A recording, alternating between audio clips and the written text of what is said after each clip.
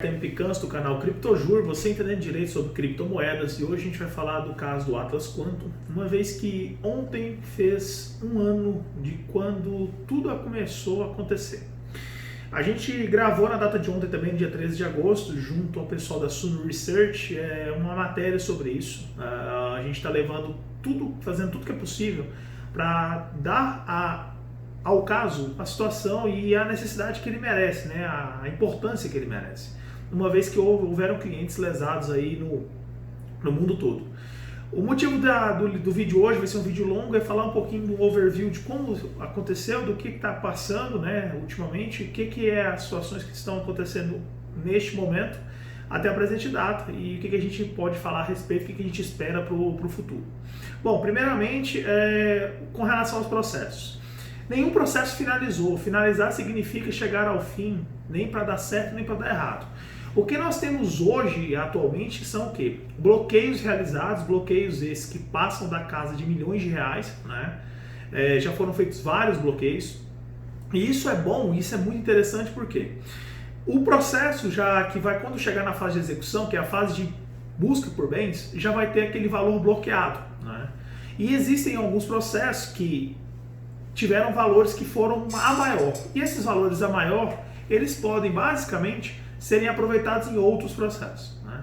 Além disso, foram realizados bloqueios dos carros também, que foi feito pelo nosso escritório, e está tendo também um acompanhamento criminal. Esse acompanhamento criminal a gente vê com muito bons olhos, porque já houve um deslocamento de competência, já foi passado isso para a esfera federal, né? O próximo passo nosso é levar isso ao conhecimento do Ministério Público Federal para que eles, como titular da ação penal neste caso, tomem as medidas cabíveis. E tomando essas medidas cabíveis, que por meio de um PIC, que é um procedimento de investigação criminal, a gente tende a ser nomeado como assistente de acusação, né? Para que as coisas comecem a fluir também nessa esfera. E para que serve essa esfera criminal? Ela serve para quebrar várias lacunas, pontas soltas que nós temos na investigação que realizamos. Por quê? Por meio dela, a gente descobriu outras empresas que potencialmente tiveram alguma correlação com o Atlas, seja numa prestação de serviço ou o que quer que seja. A investigação vai mostrar isso porque existe a quebra de sigilo bancário, telefônico e fiscal. Além disso, como é que está no cenário internacional?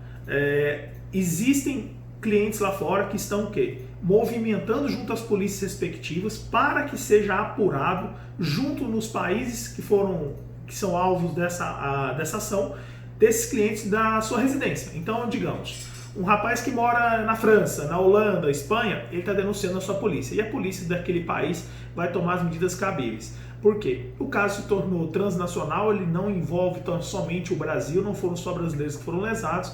E isso a gente vê novamente com bons olhos. Por que com bons olhos? É mais uma força policial que está a caminho para poder nos ajudar nisso. Então, como eu sempre venho dizendo, tem duas opções. Ou se paga todo mundo, né, na forma da lei, ou ele vai pagar basicamente por tudo que aconteceu, por todas as mazelas que ele ocasionou na vida das pessoas. Bom, com relação ao Atlas, como é que está hoje, até onde eu sei que está acontecendo? A gente viu uma movimentação recentemente nas redes sociais relacionado a Stratum, né, dessa tokenização que foi incorporada pela Stratum. E o Atlas hoje, no endereço que ele mudou, antes ele era sitiado na Alameda Santos, ele passou a ser na Alameda Ministro Rocha Azevedo.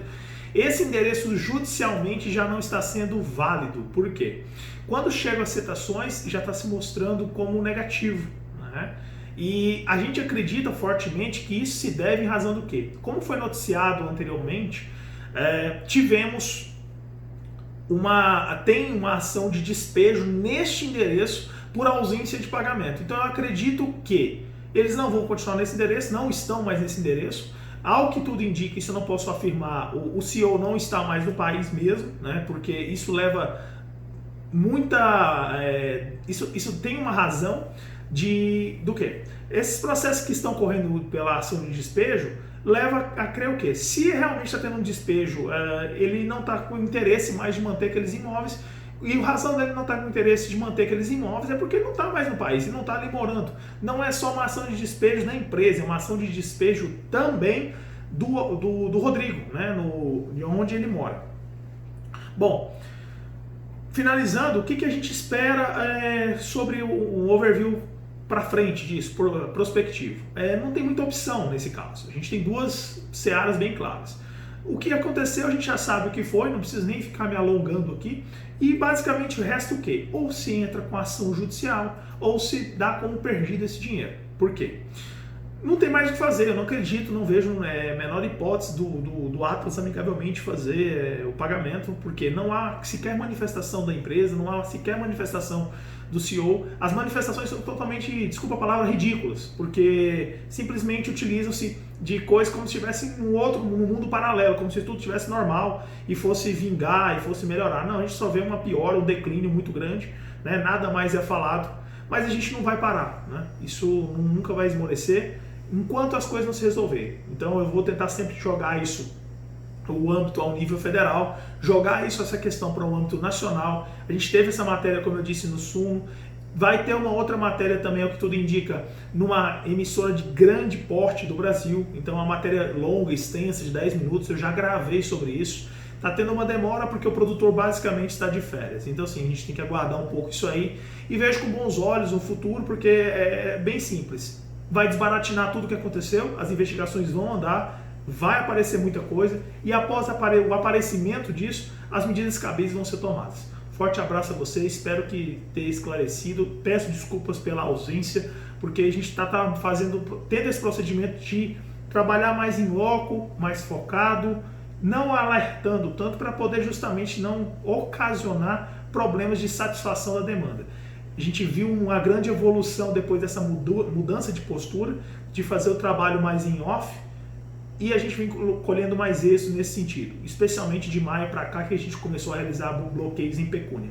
Forte abraço a vocês, fiquem com Deus e aguardem novas novidades, sempre que possível voltar por aqui. Até mais!